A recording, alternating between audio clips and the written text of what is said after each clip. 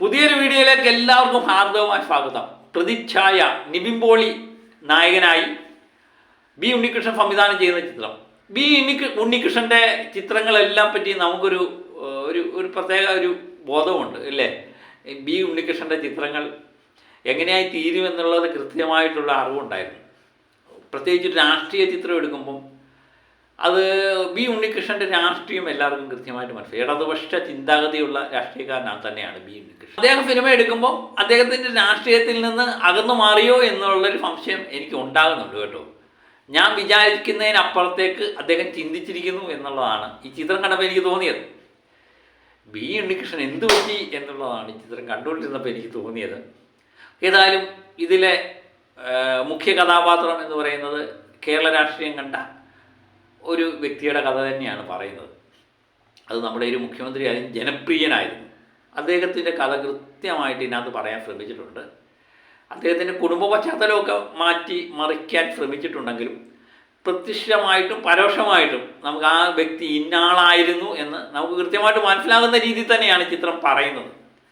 വേറെ ആരുടെയല്ല, ഉമ്മൻചാണ്ടിയുടെ കഥ പറഞ്ഞു പോയിരിക്കുന്നു എന്ന് തോന്നി. അത് കൃത്യമായിട്ട് ബാലചന്ദ്ര മേനോൻ എന്ന് പറയുന്ന ആ നടൻ്റെ കയ്യിൽ ഭദ്രമാണ്. ബാലചന്ദ്ര മേനോൻ്റെ ഒരു തിരിച്ചുവരവാണ്. ഉമ്മൻചാണ്ടിയുടെ കൃത്യമായിട്ടുള്ള മാനറിഫങ്ങളും ഒക്കെ ബാലചന്ദ്ര മേനോൻ്റെ കയ്യിൽ ഭദ്രമാണ്. അപ്പം അദ്ദേഹത്തിൻ്റെ കുറച്ച് നാളത്തെ ജീവിതം തന്നെയാണിത്. ഉമ്മൻചാണ്ടി എന്ന് പറയുന്ന ജനപ്രിയ മുഖ്യമന്ത്രി, അദ്ദേഹം ജനങ്ങളോടൊപ്പമായിരുന്നു കഴിഞ്ഞു. എനിക്കൊന്ന് രാഷ്ട്രീയ ഭേദം എന്നെ എല്ലാവരും സമ്മതിക്കുന്ന ഒരു കാര്യമാണ്. ഒരുപക്ഷെ അദ്ദേഹം ഭരിച്ചുകൊണ്ടിരിക്കുന്നതിനേക്കാൾ കൂടുതൽ ജനങ്ങളിലേക്ക് കയറി വന്നത് അദ്ദേഹം മരിച്ചതിന് ശേഷമല്ലേ. ജീവിച്ചിരുന്നതിനേക്കാൾ ശക്തനാണ് മരിച്ചപ്പോഴൊന്ന് പലപ്പോഴും ഉമ്മൻചാണ്ടിയെ പറ്റി എനിക്ക് തോന്നാറുണ്ട്. കാരണം ഇപ്പം വർഷങ്ങൾ കഴിഞ്ഞെങ്കിലും ഈ തെരഞ്ഞെടുപ്പ് കാലത്ത് ഉമ്മൻചാണ്ടിയുടെ കഥകൾ ഉമ്മൻചാണ്ടിയെ പറ്റി ഇങ്ങനെ പറഞ്ഞുകൊണ്ടിരിക്കുന്നു എന്നുള്ളതാണ്. അതാണ് ഈ കേരള രാഷ്ട്രീയത്തിൻ്റെ ഈ കേരള രാഷ്ട്രീയത്തെ പറ്റി കൃത്യമായിട്ട് മനസ്സിലാക്കുകയും പഠിക്കുകയൊക്കെ ചെയ്യാൻ എനിക്ക് കേരള രാഷ്ട്രീയവും രാഷ്ട്രീയ നിലപാടുകളും രാഷ്ട്രീയവും ഒക്കെ തന്നെ നമ്മൾ പലപ്പോഴും കണ്ടുകൊണ്ടിരിക്കുന്നതാണ്. പല മാധ്യമങ്ങളിലൂടെയൊക്കെ നമുക്ക് കൃത്യമായിട്ട് മനസ്സിലാവുകയും ചെയ്യും. അതൊക്കെ കൃത്യമായിട്ട് അറിയാവുന്നവർക്ക് രസകരമായി കണ്ടുകൊണ്ടിരിക്കാവുന്ന ഒരു ചിത്രമാണ്. ഒരു പൊളിറ്റിക്കൽ ഡ്രാമ എന്ന് കുറച്ച് നാളായി പൊളിറ്റിക്കൽ ഡ്രാമയൊക്കെ ഇറങ്ങിയിട്ടില്ലേ. അത് കൃത്യമായിട്ട് മനസ്സിലാക്കുന്ന രീതിയിൽ തന്നെയാണ് ഇത് പറഞ്ഞു പോയിരിക്കുന്നത്.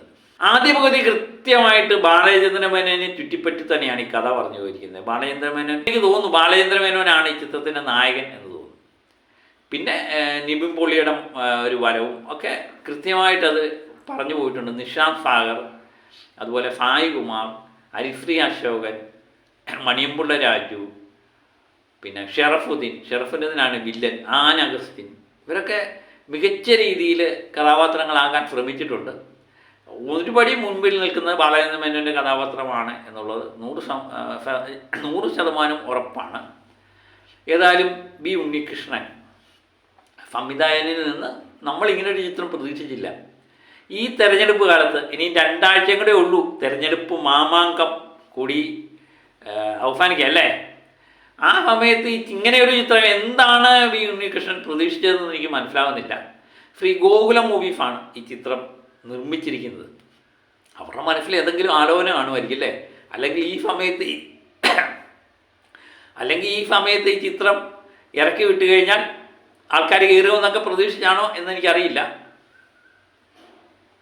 ഏതായാലും കുടുംബ പ്രേക്ഷകർ ഇതെന്തുമാത്രം സ്വീകരിക്കുമെന്ന് എനിക്കറിയില്ല. പക്ഷേ ഈ രാഷ്ട്രീയവും എല്ലാം മനസ്സിലാക്കുകയും സംസാരിക്കുകയൊക്കെ ചെയ്യുന്ന എന്നെ സംബന്ധിച്ച് എനിക്കിഷ്ടപ്പെട്ട രീതിയിൽ തന്നെ പോയി. കഫേരയുടെ തുഞ്ചത്തിരുന്നുകൊണ്ട് ചിത്രം കാണേണ്ട ഗതിയൊന്നും വന്നിട്ടില്ല. എന്നാലും പരമായിട്ടൊരു കഥ പറഞ്ഞു പോകാൻ ബി ഉണ്ണികൃഷ്ണന് കഴിഞ്ഞിട്ടുണ്ട്.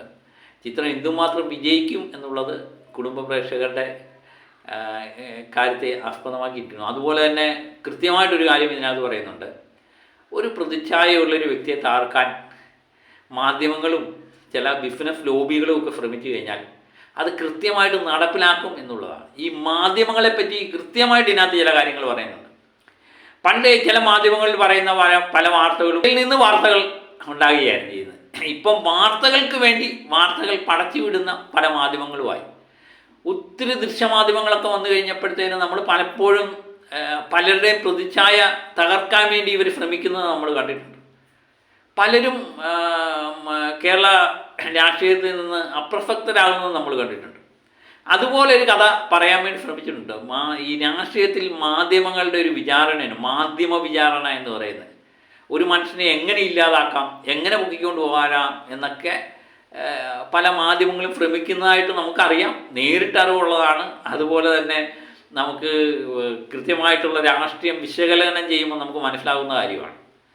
അതൊക്കെ കൃത്യമായിട്ട് ഈ ചിത്രത്തിൽ പറഞ്ഞിട്ടുണ്ട്. മാധ്യമ വിചാരണയും മാധ്യമങ്ങളും കോർപ്പറേറ്റ് കമ്പനികളുമായിട്ട് ഉണ്ടാകുന്ന ഒരു നീക്കുപോക്കുകളും ഒക്കെ കൃത്യമായിട്ട്. പണ്ടൊക്കെ എന്ന് പറഞ്ഞാൽ രാഷ്ട്രീയം എന്ന് പറഞ്ഞാൽ ചില മാധ്യമങ്ങൾ മാത്രമേ ഉള്ളായിരുന്നു, ചില രാഷ്ട്രീയ ചായ്വ് പ്രദർശിപ്പിക്കുമായിരുന്നു. എന്നാലും ചില കാര്യങ്ങളിലൊക്കെ അവർ കൃത്യമായിട്ട് നിലപാടെടുക്കുമായിരുന്നു. ഇപ്പം അതൊന്നുമില്ല. ഓരോ രാഷ്ട്രീയ പാർട്ടികളുടെ നിലപാടിനോടൊപ്പം മാറുന്ന പല മാധ്യമങ്ങളുമാണ് നമ്മൾ കാണുന്നത്.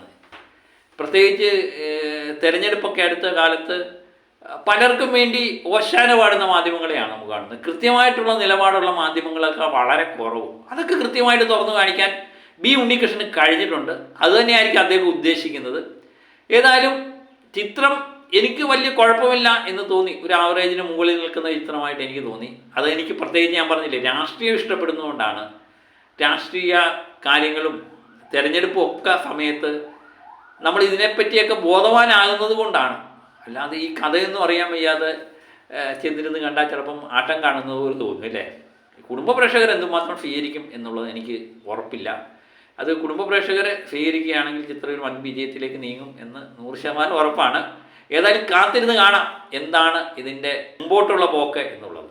അപ്പം കണ്ടവരുണ്ടെങ്കിൽ കൃത്യമായിട്ടുള്ള കമൻ്റ് ഇടണേ. അപ്പോൾ മറ്റൊരു വീഡിയോ ആയിട്ട് വീണ്ടും ഞാനെത്താം. Okay bye.